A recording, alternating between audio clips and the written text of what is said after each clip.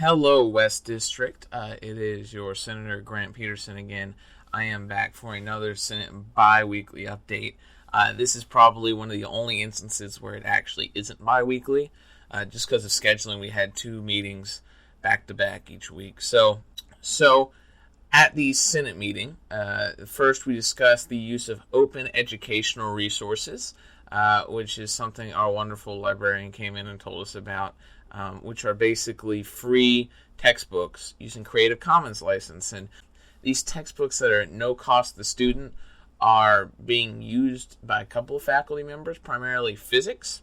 However, I will be sponsoring a bill in the next couple of sessions that is hopefully going to incentivize faculty to use these open educational resource, basically an award that recognizes their use of this resource. Other than that, Dr. Vincent Carilli, the Vice Chancellor of Student Life, came in and he talked about the defunding of the diversity department, what that would mean for the university, as well as the changes in the student conduct policy. So firstly, the defunding of the diversity department, there's a lot of myths out about that. The money that was coming from the diversity department is going into an engineering scholarship. That is a fact. So if anybody tells you that it is not true, it is. Secondly, the Pride Center, which was probably the resource on campus that was most hit by this defunding, is still open the same amount of hours it was last year. And the original House bill called for a defunding of $19 million across the University of Tennessee network.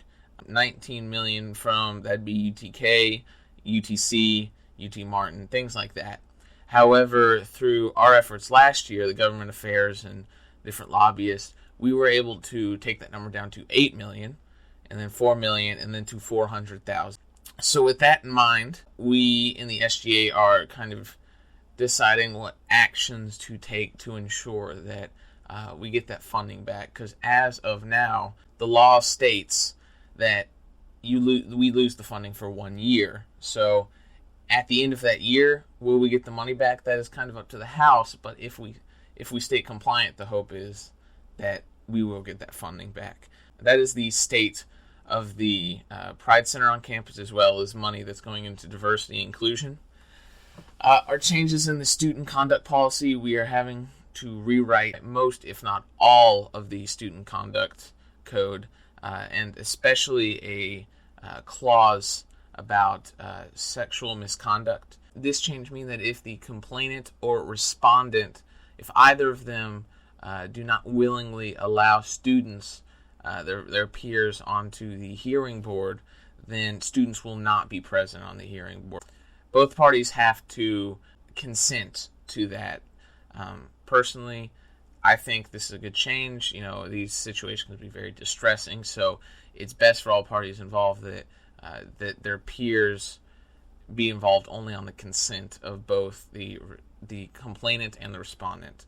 Now, with this out of the way, our bill of the meeting was a bill that encourages the campus to change the women's studies major to a gender studies major, not getting rid of the women's studies major, but simply adding on that other title, as well as increasing resources in gender and sexuality on campus as it relates to classes offered. So that bill did pass. It was a resounding yes. I voted for it. I feel like it only helps to build a more inclusive and diverse campus. That is how I voted on that. Just full disclosure. And that is it for the Senate Biweekly Update. We are getting straight into business, and I will get back with you in 2 weeks. I promise this time.